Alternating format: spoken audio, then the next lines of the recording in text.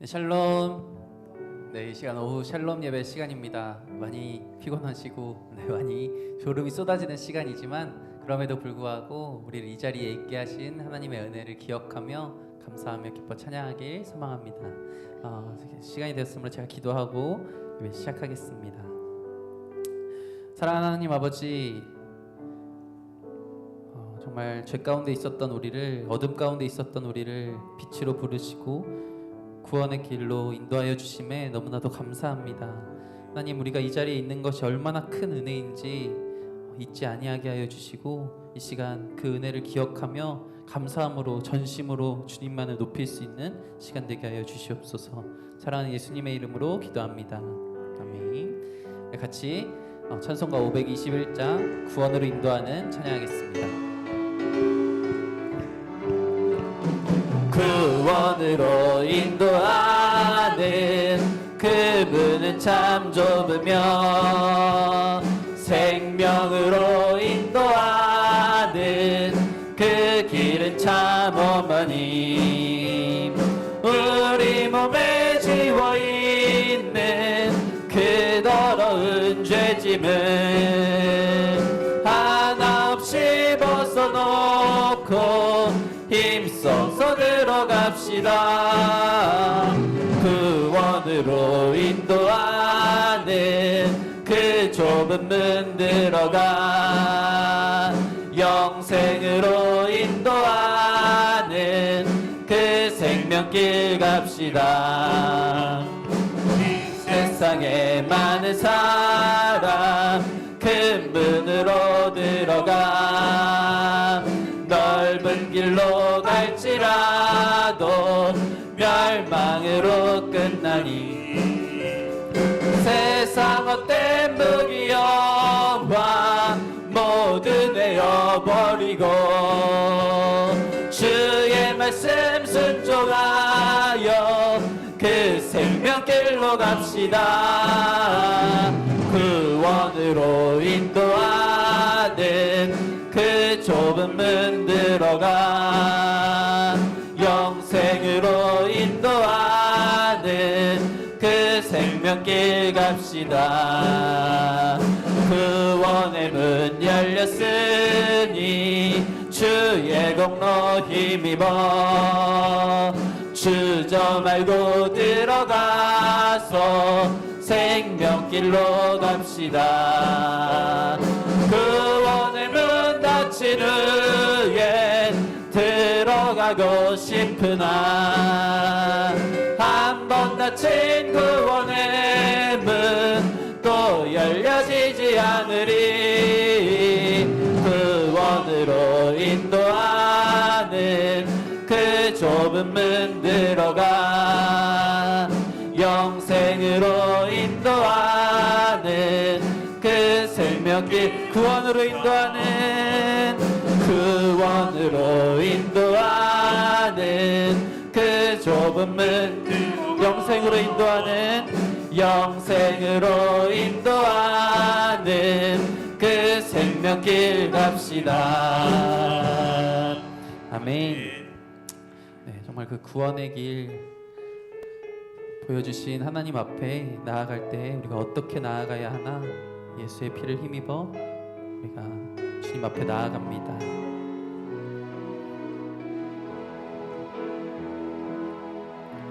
주의 보좌로 나아갈 때에 어떻게 나가야 할까?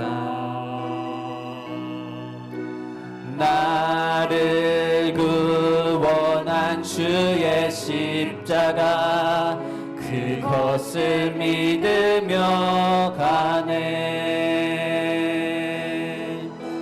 주의 보좌로 나아갈 때에 나 여전히 부족하나. 나를 품으신 주의 그 사랑 그것을 믿으며 가네. 자격 없는 내 힘이여 아닌 오직 예수님의 보혈로 자격 없는 내 힘이 아닌 자격 없는 내 힘이 아닌 오직 예수님의 보혈로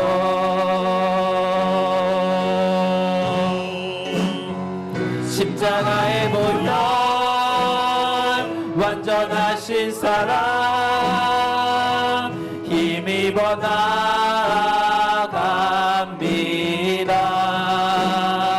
십자가의 보혈 완전하신 사랑 힘입어 예배함. 우리 처음부터 한 번 더 고백합니다. 주의 보좌로 주의 보좌로 나아갈 때에 어떻게 나가야 할 나를 구원한 주님의 십자가를 믿습니다. 나를 구원한 주의 십자가 그것을 믿으며 자격 없는 내 힘이 아닌 자격 없는 내 힘이 아닌 오직 예수님의 보혈로 자격 없는 내 힘을 의지하는 것이 아니라 자격 없는 내 힘이 오직 예수님을 의지하며 나아갑니다. 오직 예수님의 보혈로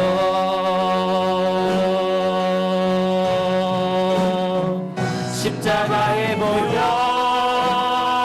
완전하신 사랑 힘입어 나갑니다. 십자가의 보혈 완전하신 사랑 힘입어 예배 자격 없는 내 힘을 의지하지 않습니다. 자격 없는 내 힘이 아닌 오직 예수님의 보혈로 오직 예수님의 보혈로 자격 없는 내 힘이 아닌 자격 없는 내 힘이 아닌 오직 예수님의 보혈로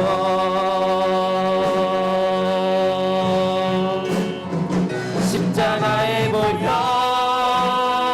완전하신 사랑 힘입어 나갑니다. 십자가의 보혈 완전하신 사랑 힘입어 예배 십자가의 보혈 십자가의 보혈 완전하신 사랑 힘입어 나갑니다. 십자가의 보혈 완전하신 사랑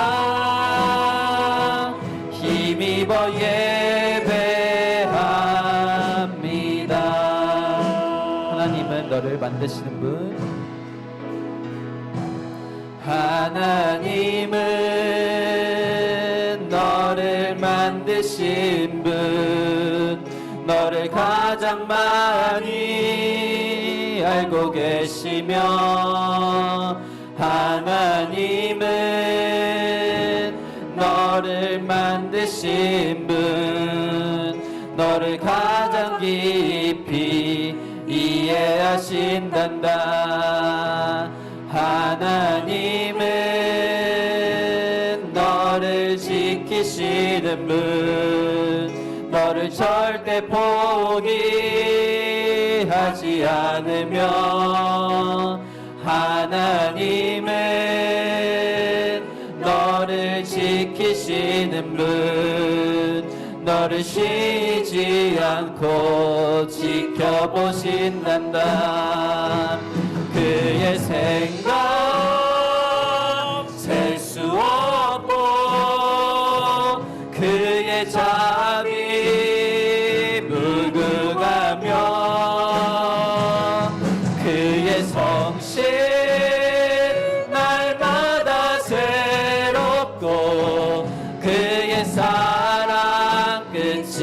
그의 생각 셀 수 없고 그의 생각 셀 수 없고 그의 자비 무궁하며 그의 성실 날마다 새롭고 그의 삶 마지막으로 한 번 더 고백합니다. 그의 생각 그의 생각 셀 수 없고 그의 자비 무궁하며 그의 성실 날마다 새롭고 그의 사랑 끝이 없단다. 다시 함께 기도하며 나아가길 소망합니다. 우리가 너무나 잘 알고 있듯이 우리의 구원은 바로 그 십자가의 보혈에 있습니다. 근데 그 십자가에 달리신 그 분이 바로 우리를 만드신 분이면 우리를 가장 많이 알고 계시고 우리를 지키시고 이끄시는 분이십니다. 그분께서 그럴 이유 없지만 우리를 위하여 우리를 사랑하여 십자가에 달려 죽으셨습니다. 우리는 그 사랑을 기억하며 그 은혜를 기억하며 이 시간 예배 자리에 나왔습니다. 아버지, 이 예배 자리에 있는 것만도 우리가 너무나 큰 은혜입니다.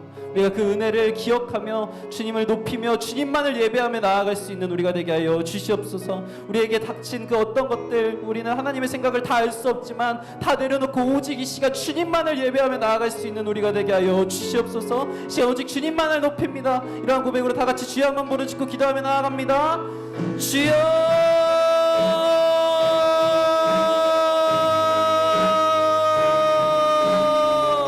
아버지 주님, 우리를 만드시고 우리를 가장 많이 알고 계시며 아버지 주님, 우리를 가장 깊이 이해하시는 분, 우리를 지키시며 우리를 절대 포기하지 아니하시고 우리와 계속해서 같이 있고 싶어 하신다 말씀하시는 분, 아버지 주님, 우리를 쉬지 않고 지켜보시는 그분께서 아버지 우리를 사랑한다고 말씀하시는 그분께서 우리를 사랑하기에 우리를 위하여 십자가에 달려 죽으심이 아버지 그것이 얼마나 큰 은혜이며 얼마나 큰 사랑입니까? 아버지 주님, 우리가 이 시간 그 사랑을 기억하며 오직 주님만 높이며 나아갑니다. 오직 예수 그리스도 아버지 하나님만을 찬양하며 나아갑니다. 주님, 이 예배 홀로 영광 받아 주시옵소서. 주여,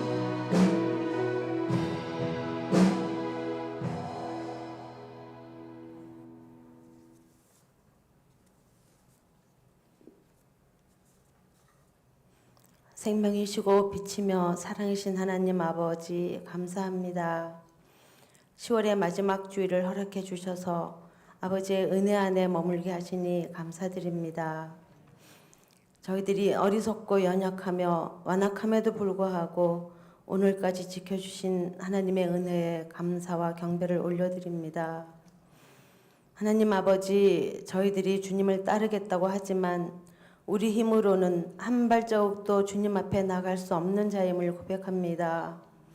여전히 우리의 자아가 살아있어 하나님 말씀에 순종하지 못하고 흔들리며 넘어지오니 긍휼을 베풀어 주시옵소서. 예수님의 보혈로 정결하게 씻어 주시고 저희들의 생각과 발걸음을 이끌어 주시옵소서. 빠른 속도로 변하는 세상 속에서 예수님 없는 성공이 커보일 때가 있습니다. 원하옵기는 인본주의적인 가치관을 따르지 않도록 저희들의 뜻과 마음을 지켜주시옵소서. 우리 안에 숨어있는 우상이 있다면 뿌리 뽑아 주시길 간구합니다. 이 땅에서 정말 가치 있고 중요한 것은 하나님의 은혜를 아는 것임을 잊지 않게 하여 주시옵소서. 우리 교회를 위하여 기도합니다. 마지막 때에 우리 성산교회가 전심으로 하나님의 뜻을 이루어가도록 인도하여 주시옵소서. 잠자는 자들을 깨우고 기름을 준비하여 다시 오실 예수님을 사모하는 교회가 되게 하여 주시옵소서. 하나님의 말씀 위에 바로 세워지고 좀 더 새로워져서 하나님을 기쁘시게 하는 교회가 되며 이 지역의 부활의 빛을, 생명의 빛을 비추며 십자가의 사랑을 증거하는 교회가 되길 간구합니다.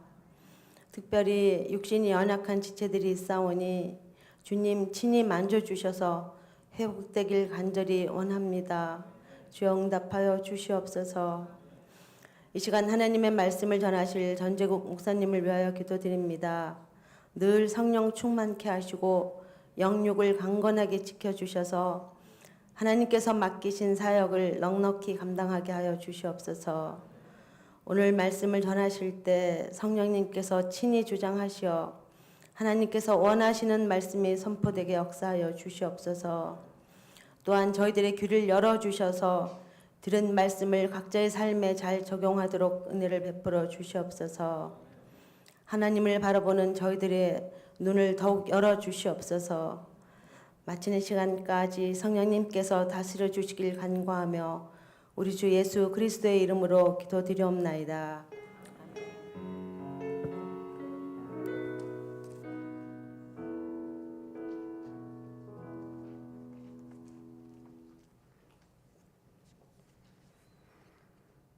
하나님 말씀은 창세기 29장입니다. 29장 31절부터 30장 24절까지 조금 읽어야 될 말씀이 좀 길다 싶지만요. 제가 좀 빨리 봉독하겠습니다. 창세기 29장 31절부터 여호와께서 레아가 사랑받지 못함을 보시고 그의 태를 여셨으나 라헬은 자녀가 없었더라. 레아가 임신하여 아들을 낳고 그 이름을 르우벤이라 하여 이르되 여호와께서 나의 괴로움을 돌보셨으니 이제는 내 남편이 나를 사랑하리로다 하였더라. 그가 다시 임신하여 아들을 낳고 이르되 여호와께서 내가 사랑받지 못함을 들으셨으므로 내게 이 아들도 주셨도다 하고 그의 이름을 시므온이라 하였으며 그가 또 임신하여 아들을 낳고 이르되 내가 그에게 새 아들을 낳았으니 내 남편이 지금부터 나와 연합하리로다 하고 그의 이름을 레위라 하였으며 그가 또 임신하여 아들을 낳고 이르되 내가 이제는 여호와를 찬송하리로다 하고 이로 말미암아 그가 그의 이름을 유다라 하였고 그의 출산이 멈추었더라. 라헬이 자기가 야곱에게서 아들을 낳지 못함을 보고 그의 언니를 시기하여 야곱에게 이르되 내게 자식을 낳게 하라. 그렇지 아니하면 내가 죽겠노라. 야곱이 라헬에게 성을 내어 이르되 그대를 임신하지 못하게 하시는 이는 하나님이시니 내가 하나님을 대신하겠느냐? 라헬이 이르되 내 여종 비라에게로 들어가라. 그가 아들을 낳아 내 무릎에 두리니 그러면 나도 그로 말미암아 자식을 얻겠노라 하고 그의 시녀 빌하를 남편에게 아내로 주매 야곱이 그에게로 들어갔더니 빌하가 임신하여 야곱에게 아들을 낳은지라. 라헬이 이르되 하나님이 내 억울함을 푸시려고 내 호소를 들으사 내게 아들을 주셨다 하고 이로 말미암아 그의 이름을 다니라 하였으며 라헬의 시녀 비라가 다시 임신하여 둘째 아들을 야곱에게 낳음에 라헬이 이르되 내가 언니와 크게 경쟁하여 이겼다 하고 그의 이름을 납달리라 하였더라. 레아가 자기의 출산이 멈춤을 보고 그의 시녀 실바를 데려다가 야곱에게 주어 아내로 삼게 하였더니 레아의 시녀 실바가 야곱에게서 아들을 낳음에 레아가 이르되 복되도다 하고 그의 이름을 가시라 하였으며 레아의 시녀 실바가 둘째 아들을 야곱에게 낳음에 레아가 이르되 기쁘도다 모든 딸들이 나를 기쁜 자라 하리로다 하고 그의 이름을 아셀이라 하였더라. 밀 거둘 때 르우벤이 나가서 들에서 합 한 채를 얻어 그의 어머니 레아에게 드렸더니 라헬이 레아에게 이르되 언니의 아들의 합 한 채를 청구하노라. 레아가 그에게 이르되 내가 내 남편을 빼앗은 것이 작은 일이냐? 그런데 내가 내 아들의 합 한 채도 빼앗고자 하느냐? 라헬이 이르되 그러면 언니의 아들의 합 한 채 대신에 오늘 밤에 내 남편이 언니와 동침하리라 하니라. 저물 때에 야곱이 들어서 돌아오매 레아가 나와서 그를 영접하여 이르되 내게로 들어오라. 내가 내 아들의 합한 채로 당신을 샀노라. 그 밤에 야곱이 그와 동침하였더라. 하나님이 레아의 소원을 들으셨으므로 그가 임신하여 5째 아들을 야곱에게 낳은지라. 레아가 이르되 내가 내 시녀를 내 남편에게 주었으므로 하나님이 내게 그 값을 주셨다 하고 그의 이름을 이사가리라 하였으며, 레아가 다시 임신하여 6째 아들을 야곱에게 낳은지라. 레아가 이르되 하나님이 내게 후한 선물을 주시도다. 내가 남편에게 6 아들을 낳았으니 이제는 그가 나와 함께 살리라 하고 그 이름을 스불론이라 하였으며, 그 후에 그가 딸을 낳고 그의 이름을 디나라 하였더라. 하나님이 라헬을 생각하신지라.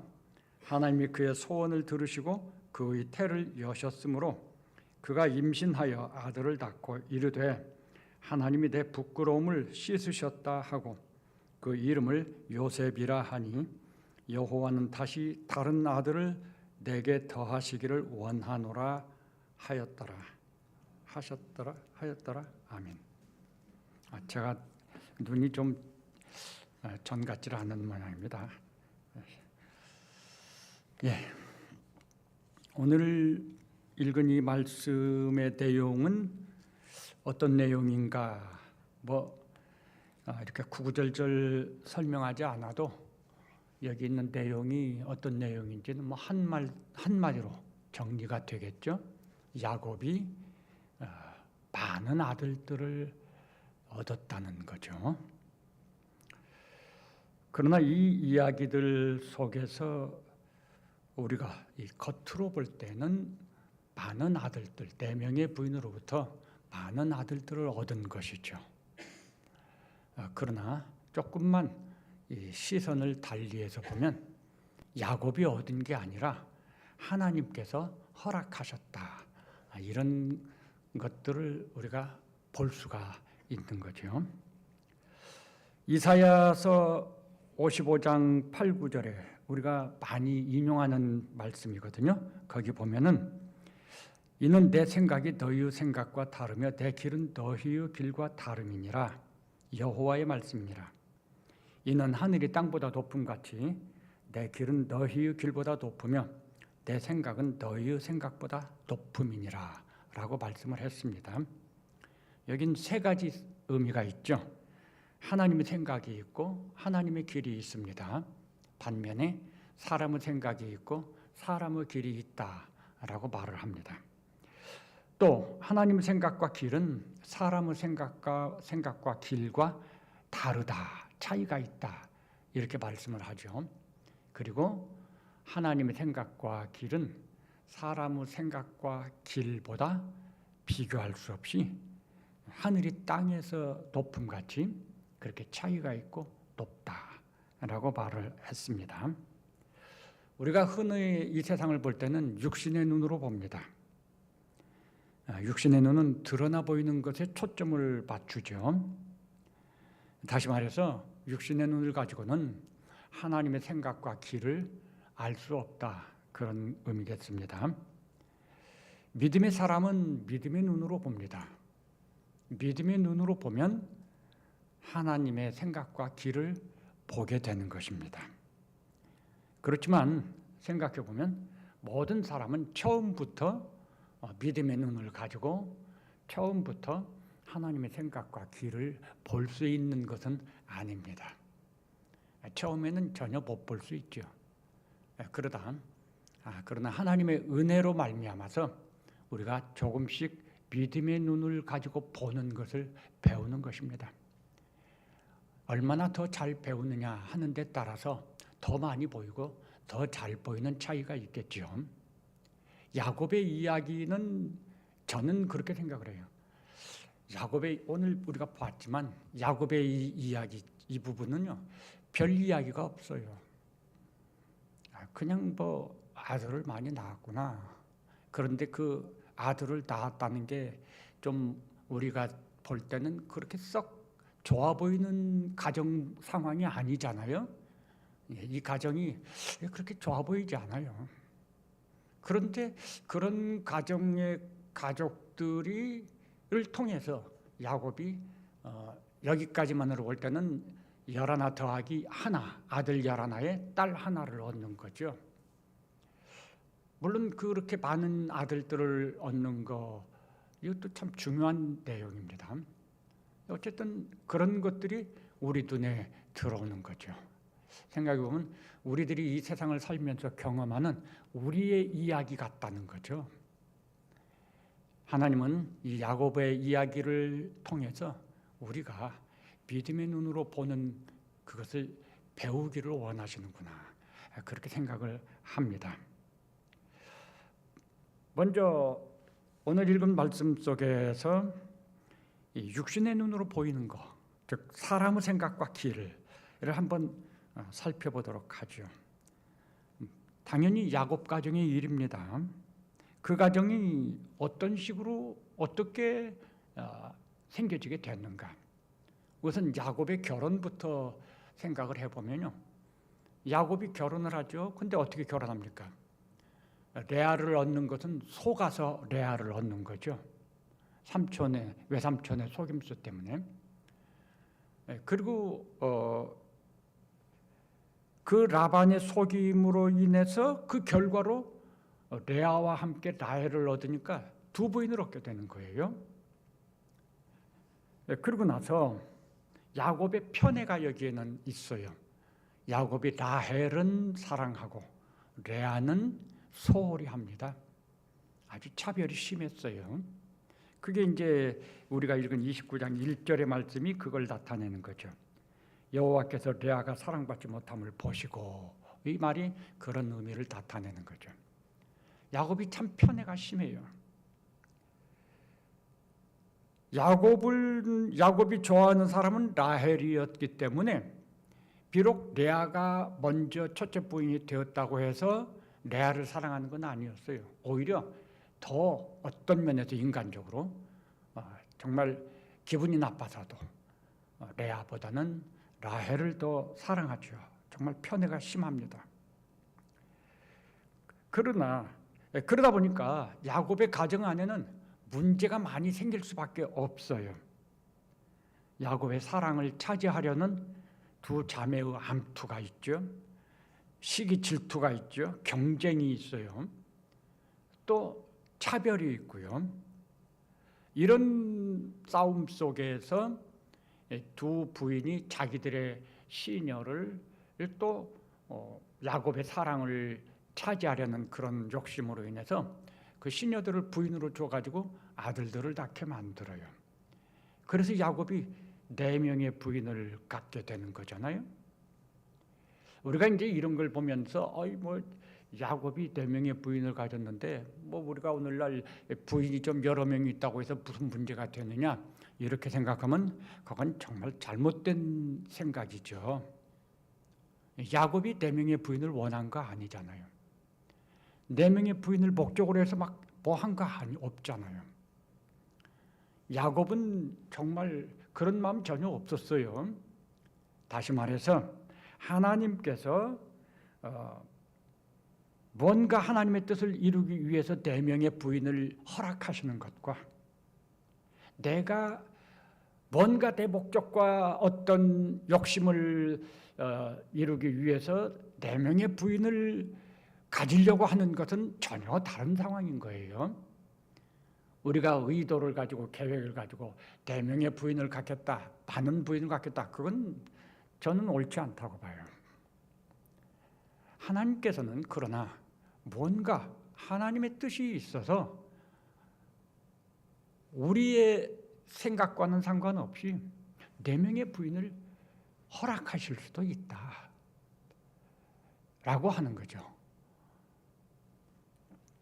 어쨌든 이 가정의 모습은 부인이 여럿 있는 집에서 흔히 볼 수 있는 모습인 거예요. 방금 말씀드린 것처럼 암투와 질투, 차별, 경쟁과 시기, 이런 것들이 가정사를 막 휩쓸고 있었어요. 왜 자녀를 낳고자 하느냐? 우리도 잘 알듯이, 잘 안다고 말씀하기는 어렵군요. 왜냐하면 둘, 셋 부인들이 있어야지 그 문제를 좀 더 실감하실 것 같아요. 혼자 남편과 아내 둘만 있는 가정에서는 아들을 다음으로 막 사랑을 독차지한다 그런 개념은 좀 없을 것도 같아요. 그런데 부인이 여럿이 있을 때는요, 아들을 낳는 게 바로 남편을 차지하는 그런 것이 되기도 해요. 그래서 아들을 낳는 것에 굉장히 신경을 쓰고 막 그걸 애쓰는 거죠. 그래서 우리가 읽은 이 성경에도 그런 말씀, 차지하는 것, 내 남편을 빼앗겼다, 빼앗았다, 이런 또 경쟁에서 이겼다, 이런 표현들이 등장하는 것이 아들을 낳음으로써 내가 주도권을 가지고 내가 남편의 사랑을 찾고 내 남편을 만들 수 있다고 생각을 하는 거예요. 그런 싸움의 모습이 오늘 이 성경에서 우리가 볼 수 있는 야곱 가정의 모습인 거예요. 여기에는요, 우리가 지금 앞에서 쭉 보아한 것처럼 믿음이라고 하는 게 보기 어려워요. 믿음이 없고 믿음으로 행하는 것도 없다고 할 수 있어요. 방금 말씀드린 것처럼 야곱의 자녀들은 여기서는 아들 11에 딸 하나이잖아요. 그런데 이 과정을 한번 살펴보는 게 참 필요하죠. 레아가 먼저 자녀를 얻고 라헬은 맨 나중에 가서 이제 자녀를 얻습니다. 그들의 목적은 아들을 낳음으로써 야곱의 관심과 사랑을 차지하는 거예요.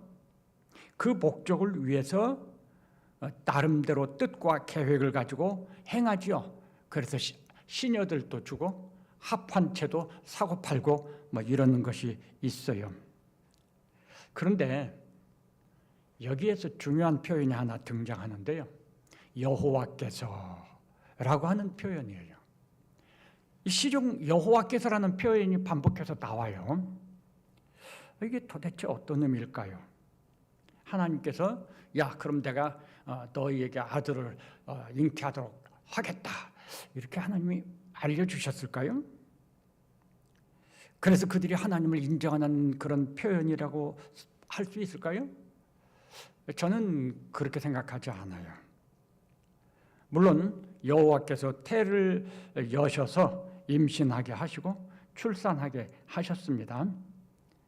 그래서 그것도 이제 4명의 아들을 레아에게 연거푸 주시잖아요. 그 이름을 짓는 것을 보면 여호와께서가 앞에 붙어요. 여호와께서 나의 괴로움을 돌보셨으니 이제는 내 남편이 나를 사랑하리로다. 이런 식으로 지금 이름을 짓는 거거든요. 근데 앞에서 말은 여호와께서 주셨다고 말을 했지만 진짜 그 말의 초점은 뒤에 있어요. 이제는 내 남편이 나를 사랑하리로다. 이런 식으로. 이제는 내 남편이 지금부터 나와 연합하리로다. 이런 식이죠. 그래서 이 표현의 진짜 목적은 뒤쪽에, 초점은 뒤에 있다는 강조점이. 그래서 아들들을 낳음으로 인해서 남편이 내 남편이 되고 남편이 나를 사랑하게 되고 남편이 나와 연합하게 되고 이런 것이에요. 그러면 여호와께서라고 말하는 것은 어떤 의미를 가진 표현이냐?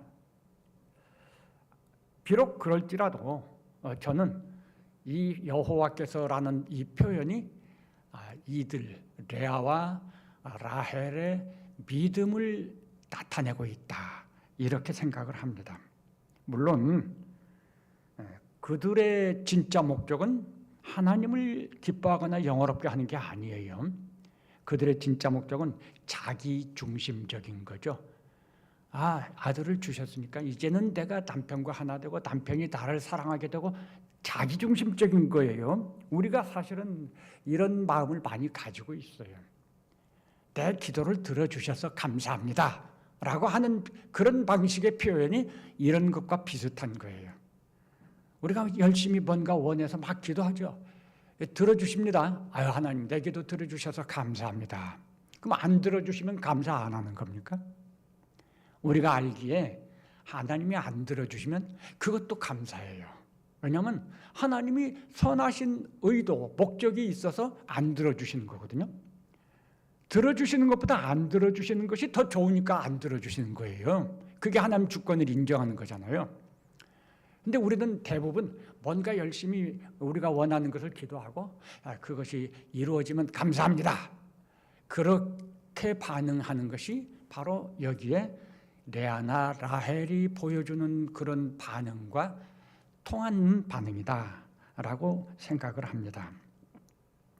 그러니까 그들의 감사는 하나님이 자기들의 원함을 들어줬다는 거죠. 자기중심적인 믿음이죠. 하나님이 그들의 주인이 아니에요. 후견인이라고 생각을 하는 거죠. 그 정도 수준이에요. 하나님의 뜻을 위해서 하나님을 믿는 것과 나의 목적을 위해서 하나님을 믿는 것은 같은 게 아니라는 것입니다. 우리가 기도할 때 하나님의 뜻을 이루기 위해서 기도합니까? 나의 목적을 위해서 기도합니까? 그게 다르다는 거예요. 사실 이 문제에 대해서는 우리가 좀 신중히 말씀, 성경에서 가르쳐주는 말씀을 좀 생각해 보아야 될 것이 있어요. 지금은 그것까지 가면 또 시간이 길어지니까요. 그러나 그렇다는 거죠. 하나님의 뜻을 위해서 믿고 기도하는 것과 나의 목적을 위해서 기도하는 건 다르다. 믿음으로 기도해도 다른 거예요. 그게 같은 게 아닌 겁니다. 여기서 이들은 자기 목적이 중심인 거죠. 우리도 그런 점이 있다는 걸 말씀을 드린 겁니다. 그런데도 불구하고 여호와께서 이 말의 정말 중요한 가치는 뭔가? 야곱을 포함해서 레아와 라헬이 이제는 하나님을 조금은 알게 됐다 그 말이죠. 이제는 조금은 하나님을 인정하게 됐다는 거죠. 좀 표현을 바꾸면 이제는 믿음이라고 하는 것을 조금 가지고 살게 됐다 그런 뜻입니다. 아직은 정말 초보죠. 그러나 전혀 알지 못했고 전혀 믿음이 없었던 이 사람들이 여호와께서 해주셨다고 할 수 있을 수준의 믿음을 이제 가지게 됐다. 이게 중요한 것입니다. 그것이 인정하게 됐다는 거 참 놀라운 하나님의 은혜라고 볼 수 있어요. 여기 우리가 읽은 말씀들에 보시면요, 하나님께서 레아의 소원을 들으시고 또 라헬의 소원을 들으시고 이런 표현이 나와요. 그 소원을 들었다는 게 뭐죠? 그들의 기도를 들었다. 그러니까 이 레아나 라헬이 자기들의 생활 속에서 하나님께 기도도 했다 그 말이죠. 어떤 목적을 가지고든 간에 기도했던 거죠. 기도가 있었어요.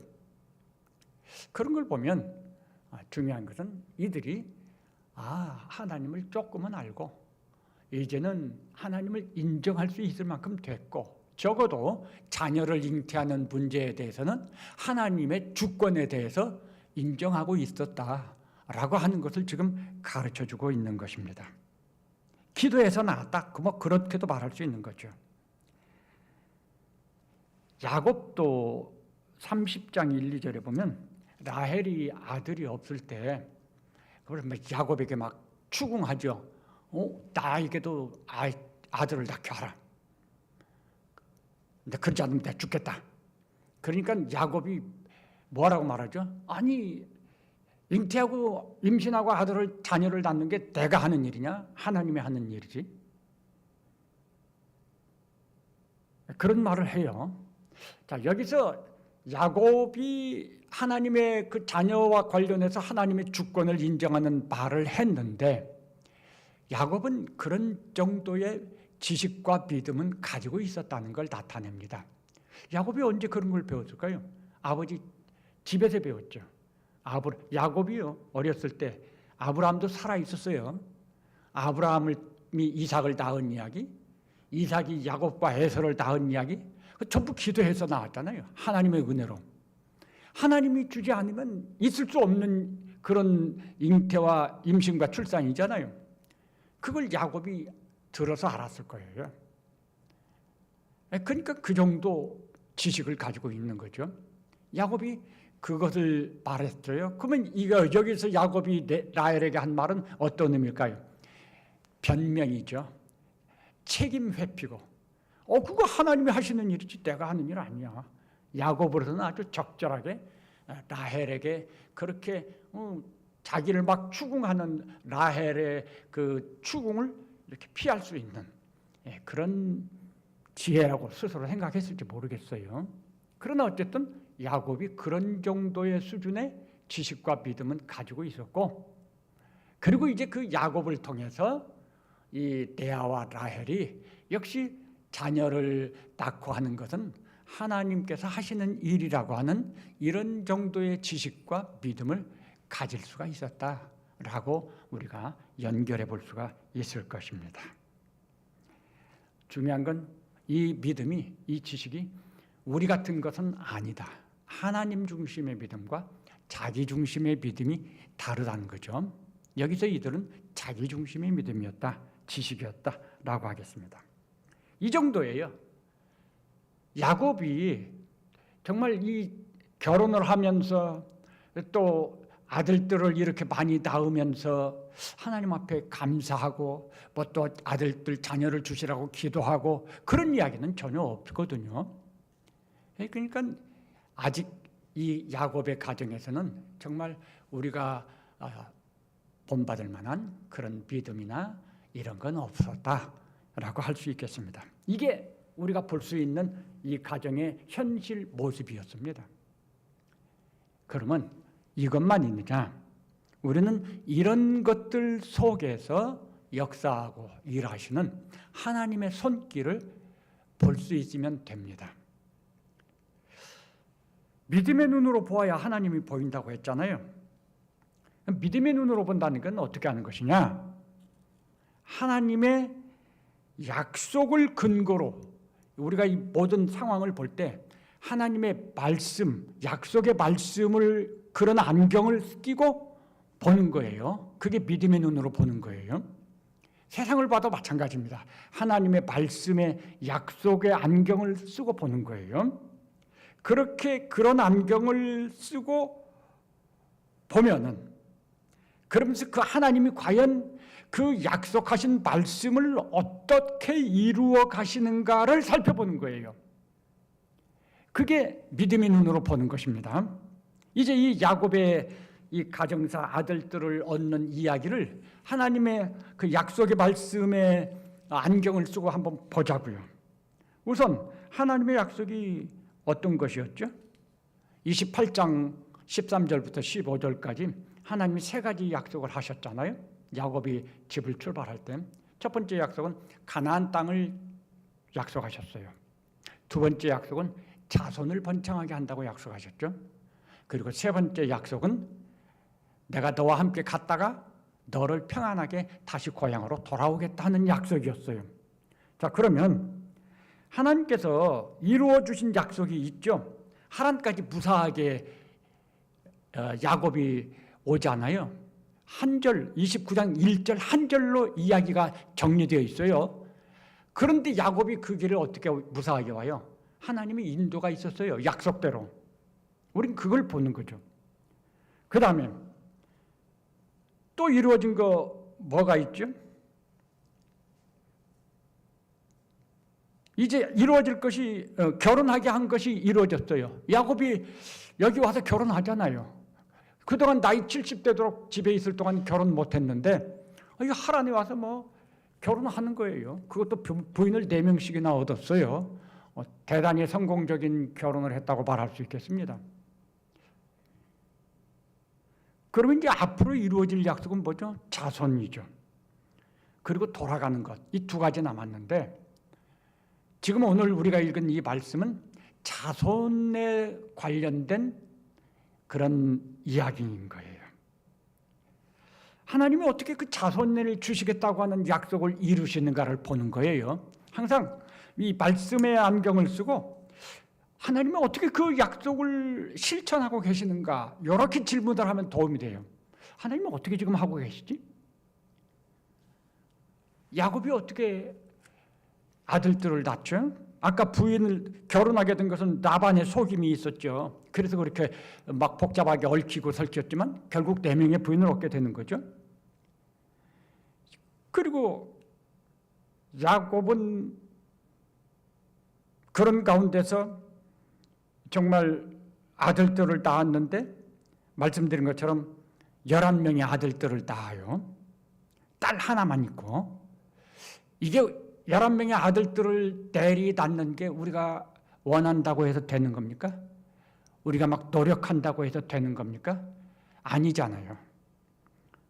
11명의 아들들을 줄줄이 낳는 거요. 이거 하나님께서 하시지 않으면 어느 누구도 그렇게 할 수가 없어요. 저절로 된다고는 생각하면 안 되겠죠. 우연이라고 하면 안 돼요. 우연은 100% 하나님께서 하시는 것을 의미하는 겁니다. 하나님께서 하시는 걸 우리 사람들은 이해를 못하니까 그래서 그런 이해할 수 없는 것들을 사람들은 우연히 그렇게 됐다 이렇게 표현을 하는 거예요. 그거밖에 말할 수 있는 단어가 없으니까. 사실은 하나님이 그렇게 하시는 거예요. 야곱은 우연히 11명의 아들들을 낳았어요.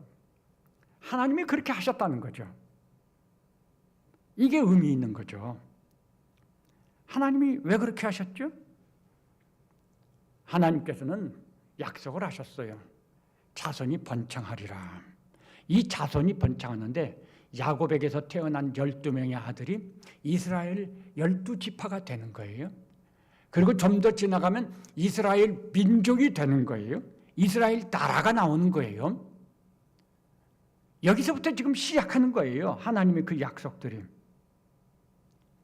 다시 말해서 많은 아들들을 허락하시는 것은 하나님께서 약속하신 그 뜻, 그걸 이루시고자 하는 것을 나타낸다고 하는 거죠.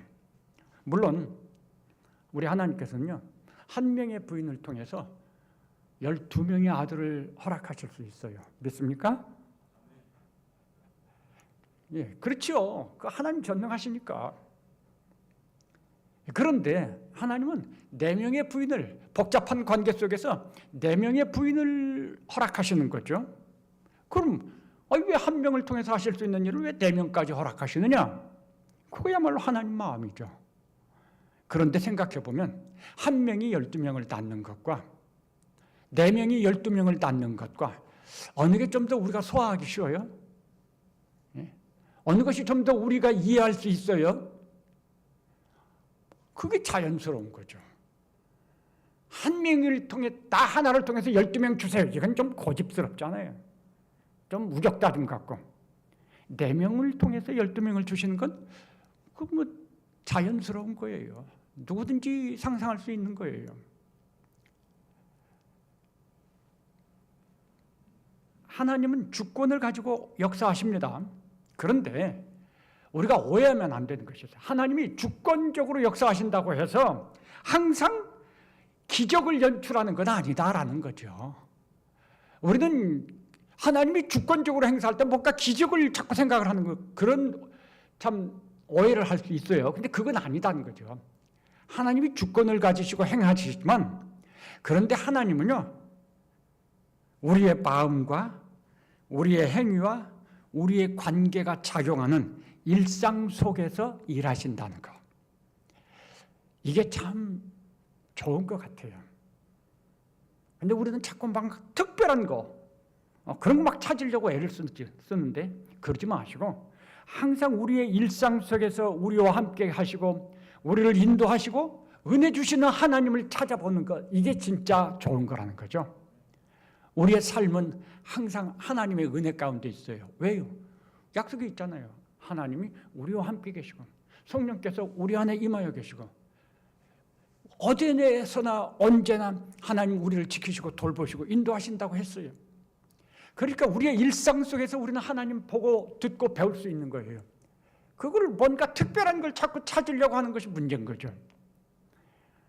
하나님 주권을 가지고 행하시지만, 그러나 하나님 우리의 일상 속에서 우리와 함께 하시며 우리를 인도하십니다. 우리가 믿음의 눈을 가지고 보려고 할 때 우리의 일상 속에서 찾는, 일상 속에서 하나님을 보는, 이걸 연습하고 배워야 되는 거죠.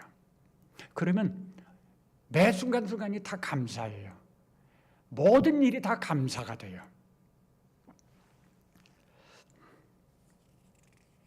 아까도 말씀드렸지만 우리가 읽은 이 말씀 속에는 여호와께서, 이 표현이 반복해서 거듭 나오잖아요.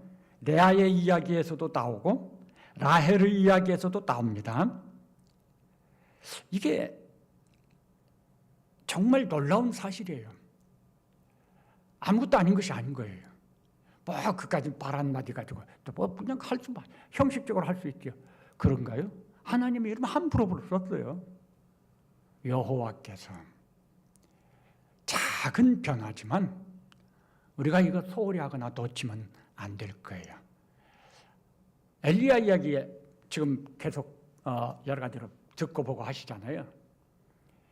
그 가멜산에서 영적 전쟁을 한 다음에 그때 하나님께서 엘리야에게 큰 비가 있을 거야 이렇게 알려주시죠. 3년 6개월 비가 멈췄었어요. 하나님이 그렇게 하셔서. 근데 이제 하나님께서 비를 약속을 하시잖아요.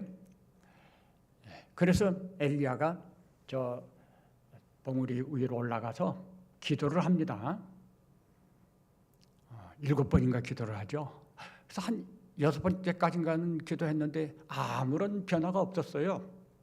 마지막에 기도를 했는데 저 하늘 먼 저쪽 끝에서 구름 한 조각이 나타났습니다.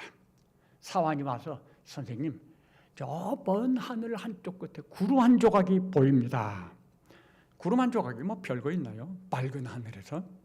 그런데 그 이야기를 듣고 엘리야는 즉시 일어나서 아합에게 가가지고 지금 큰 비 소식이 있으니 빨리 산을 내려갑시다. 원수 아합인데 아합의 마차 앞에서 엘리야가 먼저 앞서서 길을 열면서 뛰어내려가죠. 야, 놀라운 거예요. 아니나 다를까 조금 있으니 하늘이 온통 먹구름으로 가득 차고 막 비가 쏟아지기 시작했어요. 만일 그 손바닥만한 작은 구름 하나 소홀히 해버렸으면 상황이 곤란해졌을 것 같아요. 우리가 지금 제가 뭘 말씀드리죠? 작은 변화, 이거 소홀히 하지 마시라는 거죠. 근데 우리는 진짜 우리 인간의 눈은요, 그리고 인간의 마음은 이 작은 것을 소홀히 하고 무시하는 것이 많아요. 그러나 우리 믿음의 눈으로 볼 때는요, 이 작은 거를 정말 가치 있게 여기는 거예요. 제가 이 성경 공부할 때 그런 설명을 잘 해요. 자, 여기서 출발합니다. 이쪽에서. 그래서 여기까지 와야 돼요. 그런데 출발해서 요만큼 왔어요. 얼마나 왔습니까? 조금 왔죠. 그러니까 우리는 이걸 보면서 이렇게 말할 수 있어요. 에게 그것도 온 것이냐? 이렇게 말할 수 있죠. 지금 그것도 온 것이냐라고 한 것은 뭘 본 겁니까? 이건 무시해버린 거예요. 안 온 거나 똑같다. 이렇게 말을 하는 거죠. 믿음의 눈은요, 어떻게 보냐면 요만치 왔어요. 우와, 어휴, 너 정말 많이 왔다. 어떻게 여기까지 왔어? 정말 하나님은 도와주셨지. 여기까지 왔으니까 여기까지도 충분히 갈 수 있어. 이 작은 것을 가치 있게 여기고 그것을 칭찬하고 인정해주고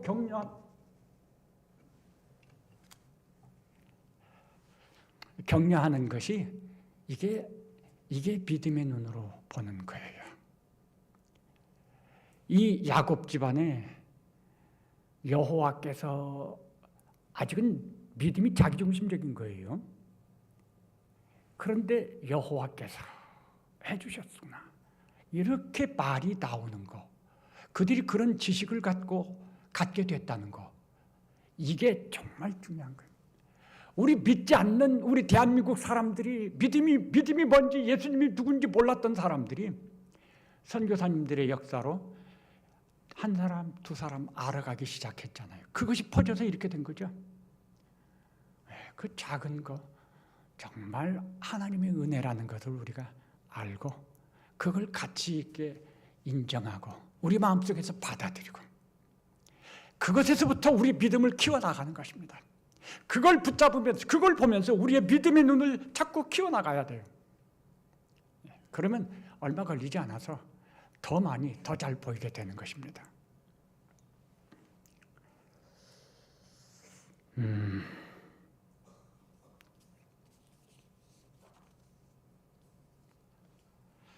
하나님께서 이 가정을 그 상황을 이용을 하시는데요. 우리가 인간적인 눈으로 보면요, 별 희망이 없어요. 얽히고 설키고 이게 뭐 아주 정말 듣기도 싫어요. 그냥 머리만 골치 아프게 하는 그런 가정이라고 할 수 있잖아요. 하나님 그런 거 다 보고 계셨어요. 레아가 사랑받지 못하는 것 보고 계셨어요. 라헬이 나중에는 라헬도 하나님이 긍휼히 여기시거든요. 라헬의 마음을 이해하시고 똑같아요. 하나님께서 아들들 주시는 것은. 자, 하나님이 어떻게 우리들 가운데서 역사하시느냐? 야곱이 편애했단 말이죠. 서로 간에 시기심이 넘쳤다는 거죠. 야곱이 하란에 처음 도착할 때부터 라헬을 만나요. 근데 그 라헬은 야곱과는 성격적으로 반대적인 스타일이에요. 그 여자가 돼가지고 양을 치고 낯선 처음 보는 사람이 와서 키스를 하는데도 그걸 다 받아주고, 그 다음에 또 야곱이 자기가 누구라고 하니까 이 여자가 돼가지고 그냥 막 우리 식으로 말하면 버선발로 뛰어서 아버지한테로 가서 연락을 하잖아요. 막 뛰어가는, 이게 도무지 야곱과는 좀 반대적인 성격이죠. 아주 활달한 사람 같아요. 그러니까 야곱이 첫눈에 반할 수밖에 없어요. 또 라헬로 인해서 쉽게 외삼촌을 만나게 되잖아요. 모든 게 다 하나님의 인도가 있어 보여요. 레아는 안 그러죠. 그런 상황 속에서 정말 야곱은 라헬을 위해서 14년이라는 시간을 이제 무료봉사하고, 게다가 또 라헬은 아이를 일찍 갖지를 못하잖아요. 그래서 맨 막판에 요셉을 낳잖아요. 자동적으로 요셉을 편애를 해요. 나중에 요셉 이야기를 보면 요셉 이야기의 가장 큰 문제가 왜 나오냐? 야곱이 요셉을 편애했기 때문에 나오는 거예요. 그래서 이 야곱의 편애는 이게 보통 심각한 게 아니에요. 그런 편애가 있어서 벌어지는 일이 있어요. 어떤 일이 벌어지죠? 차별. 제일 큰 문제가 차별이에요. 차별. 자, 그 다음에 라헬은 또 시기심이 많았어요. 라헬은 곱고 아랫다웠으나 레아는 시력이 약했다는 표현이 나와요. 그 시력이 약했다는 게 눈이 나쁘다 그런 뜻이 아니고요. 좀 좋은 표현으로 말하면 부드러운 눈을 가졌다, 이렇게 설명할 수가 있을 것 같아요. 여러분, 부드러운 눈이 어떤 눈인지 아십니까? 좀 이렇게 다니실 때요, 사람들의 눈을 조금씩 한번 관심 있게 눈치채지 못하게 바라보세요. 부드러운 눈 가진 사람이 있어요. 제 눈은 부드럽지 않습니다. 그래도 지금은 조금 좋아졌어요. 예전엔 부드럽지 않았어요. 저 그거 인정해요. 그런데 부드러운 눈은요, 사람의 마음을 정말 편하게 해줘요. 근데 부드러운 눈을 가졌다고 하는 이것이 시기심, 경쟁심이나 시기심이, 욕심이 많은 사람과 부딪히면요, 손해보도록 되어 있어요, 일방적으로. 왜냐하면 이 부드러운 눈을 가진 사람, 눈은 마음의 창이니까 부드러운 눈을 가졌다는 건요, 마음도 그렇다는 거거든요. 그래서 똑같이 경쟁하고 막 달라붙어서 싸우지 못해요. 레아의 입장이 그렇다는 거죠. 첫째 부인이었지만 야곱이 라헬을 원한다는 것 알았어요. 아버지의 속임 때문에 첫째 부인이 된 것, 그게 뭐 떳떳하지 못했었을 수도 있을 것 같아요. 그런데 줄기차게 야곱은 라헬을 사랑해요. 여기 우리가 읽은 말씀에 보면 라헬의 방으로 많이 들어가는 거죠. 말 안 하면 라헬한테로 가는 거지 레아한테 오지 않았다는 거예요. 레아는 독수공방을 했다는 말이에요. 관심도 없고 사랑도 없고 오지도 않고 어쩌다가 한 번씩 오는지 모르겠어요. 그러니까 레아가 잉태하게 될 수 있죠. 참 문제가 심각했어요. 야곱의 편에 레아의 시기심, 경쟁심과 독점욕이에요. 그게 라헬은 양보가 없었습니다. 형제지간이지만 아주 형이 대단한 경쟁자죠. 이겨야만 하는 거죠. 참 레아가 그런 상황 속에서 얼마나 고통이 컸을까, 얼마나 상처가 많았을까, 그런 생각을 해봅니다. 레아는 30장 15절에 보니까 이런 말을 해요. 내가 내 남편을 빼앗은 것이 작은 일이냐? 레아는 첫째 부인으로서 남편이 라헬에게, 물론 라헬을 사랑해서 라헬에게 가는 것인데 레아의 마음은 자기 동생에게 남편을 빼앗겠다고 생각하는 거죠. 그게 하루 이틀이 아니에요. 한 번, 두 번이 아닌 거예요. 항상 차별을 받는 레아였죠. 언제나 뒤로 쳐지고 따돌림 당하고 손해를 보는 것이죠. 그렇다고 마음이 부드러운 이 레아가 뭔가 야곱에게 강하게 어필하는 것도 아닐 거라고 생각을 들어요. 그러니까 하나님께서 그런 레아를 보시고 아까 말씀드린 29장 30절에 레아가 사랑받지 못함을 보시고, 하나님이 마음이 그런 분이에요. 긍휼이 무한하신 분이라고 그러잖아요. 하나님은. 그러니까 레아 같은 사람 보면 하나님 마음이 움직이게 돼 있어요. 그런 사람에게 하나님 마음을 여시는 거죠. 그래서 너무 자연스럽게 하나님이 레아에게 은혜를, 긍휼을 베풀어 주시는 거죠. 그래서 레아가 잉태하고 자녀들을 낳습니다. 레아가 잉태한 이 사실은 하나님이 긍휼하신 분이라는 것을 알려주는 거죠. 육신의 눈으로 보면 너무 머리 아픈 상황이에요. 해결책이 없습니다. 이거 어떻게 해결하지? 그런데 믿음의 눈으로 보니까 하나님의 역사가 보이는 거예요. 하나님은 이런 복잡한 가정 상황 속에서 일하시는 거죠. 이거 하나님이 이런 속에서 일하시는구나. 그런 것들이 하나님이 일하시는 어떤 요소로 이렇게 작용하고 씨줄과 날줄에서 이렇게 섞인다는 거죠. 하나로. 우리가 생각할 때는 여기에서 무슨 좋은 일이 벌어질까? 좋은 결과를 만들어낼 수 있을까? 전혀 불가능하다고 생각하는데 하나님은 그런 불가능한 것 가운데서 멋진 작품을 하나 만들어내는 거예요. 야곱의 아들들이 막 나오는 거죠. 하나님의 뜻이 이루어지는 거죠. 우리는 상상할 수가 없어요. 우리는 생각할 수도 없어요. 그런데 믿음의 눈으로 보니까 하나님이 이렇게도 역사하시는구나. 이런 것들 가운데서도 우리 하나님께서는 하나님의 뜻을 이루기 위해서 이렇게 행해 가시는구나. 그런 것들이 다 퍼즐처럼 맞춰지는 거구나. 알게 되는 거예요. 사실 생각해 보면 이런 상황들은 레아의 마음을 예수님이 말씀한 것처럼 심령이 가난한 자가 되게 했지 않았을까. 우리의 삶에 부딪히는 어려움 속에서 우리의 심령이 가난하게 되는 것이 바로 복된 시간인 것입니다. 그 시간이 하나님을 만나는 시간, 하나님이 만나주시는 시간이 될 수 있기 때문이죠. 하나님이 가까이 있는 시간이기 때문에 그런 거죠. 전에 그 광야에서 만난 하나님에서 말씀드린 거예요. 우리의 삶이 광야를 만날 때 우리는 그때 낙심하지 마시고 오히려 정말 사모하는 마음 갖고 믿음으로 우리 마음의 문을 열고 하나님께 의지해야 되는 거죠. 왜냐하면 하나님이 만나주실 시간이니까요.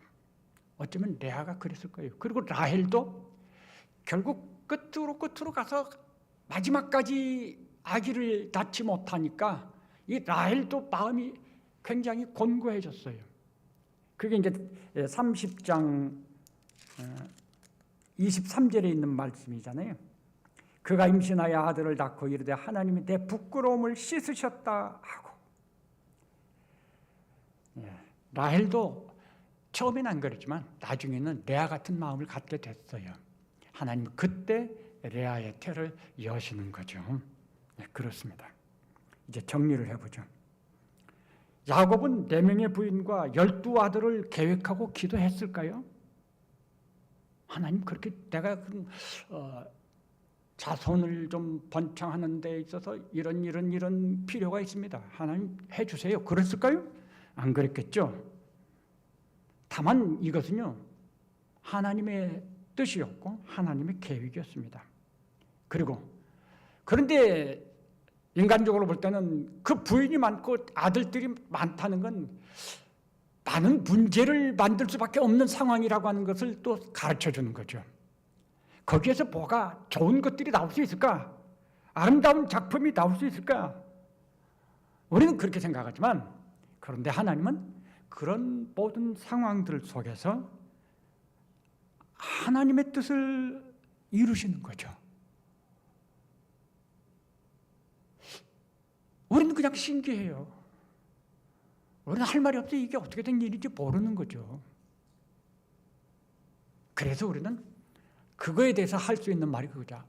하나님의 주권을 가지고 행하셨다. 하나님의 뜻을 이루기 위해서 행하셨다라고 말을 하는 거예요. 하나님 자녀를 주신 것이 그런 겁니다.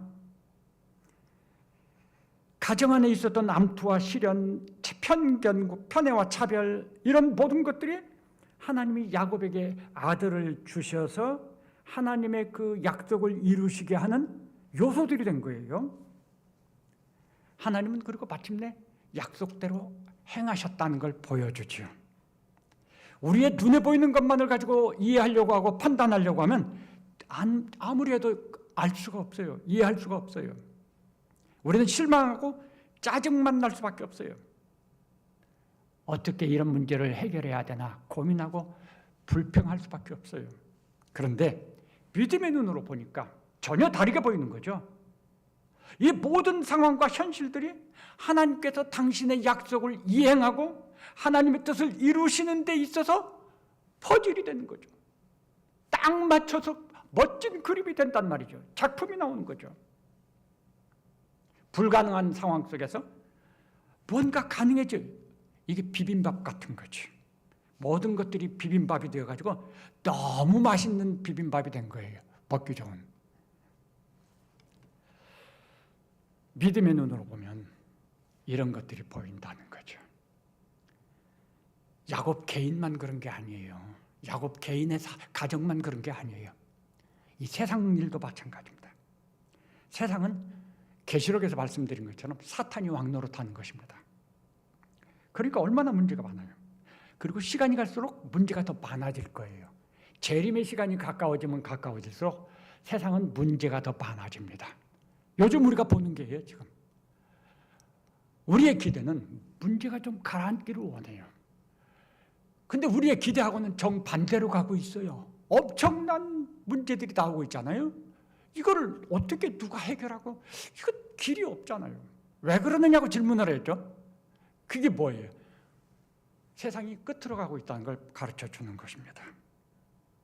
이런 세상에서 우리가 삽니다.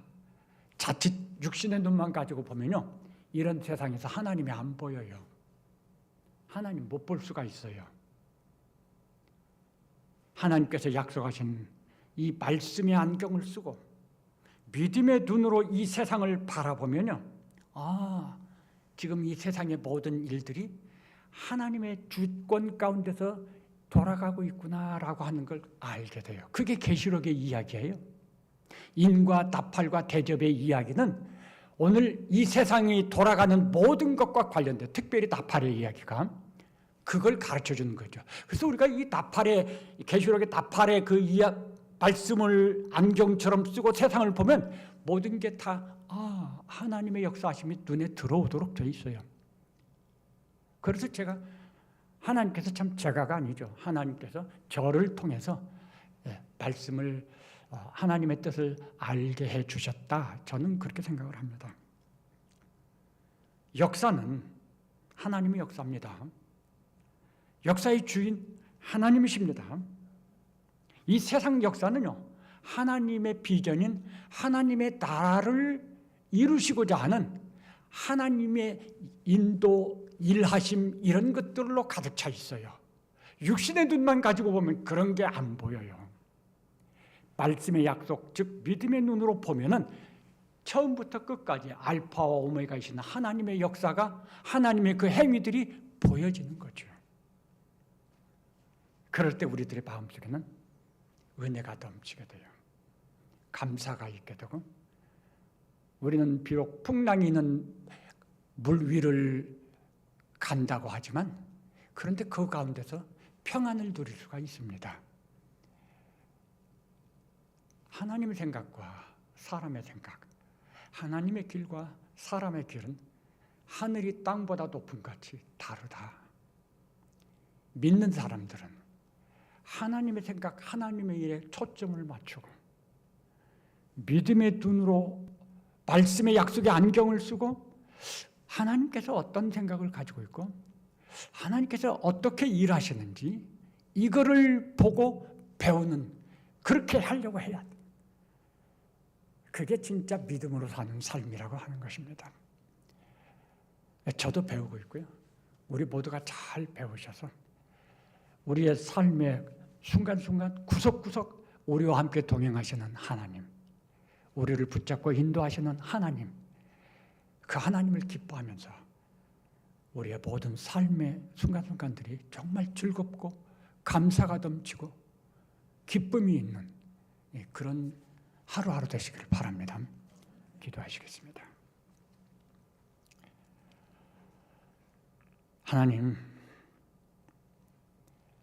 우린 정말 하나님이 기대하시는 것에 비하면 너무 부족하고 연약하고 모자란다고 하는 것을 인정합니다. 그러나 우리 하나님은 천년을 하루같이, 하루를 천년같이 그렇게 간절한 마음으로 우리에게 믿음을 가르쳐 주시고 믿음을 배우게 하시고 우리가 우리의 삶에서 우리와 함께 동행하시고 인도하시는 하나님을 볼 수 있는 믿음의 눈을 가지게 하시려고 지금도 수고하고 계시는 것 인정하고 정말 그 놀라운 사랑을 감사드립니다. 하나님의 사랑이 있기 때문에 그 수고가 있어서, 그리고 예수 그리스도를 통한 정말 말할 수 없는 그런 그 공로가 있어서 우리가 이렇게 믿음으로 서 있을 수 있고 또 믿음으로 갈 수 있고, 아직도 우리는 알지 못하고 정말 답답한 것이 많고, 그렇지만 그럼에도 불구하고 믿음의 길을 포기하지 않고 여기 굳게 서 있을 수 있고 앉아 있을 수 있다는 거 인정하고 감사합니다. 좋으신 하나님, 우리를 사랑하시는 하나님이신 것 인정합니다.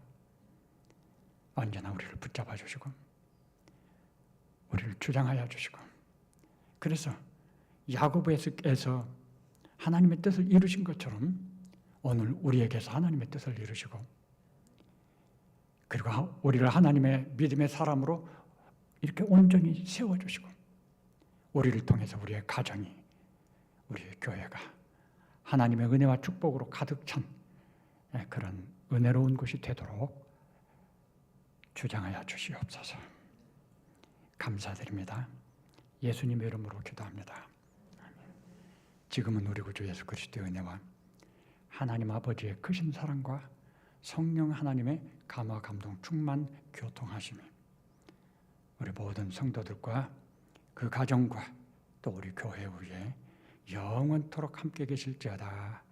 아멘.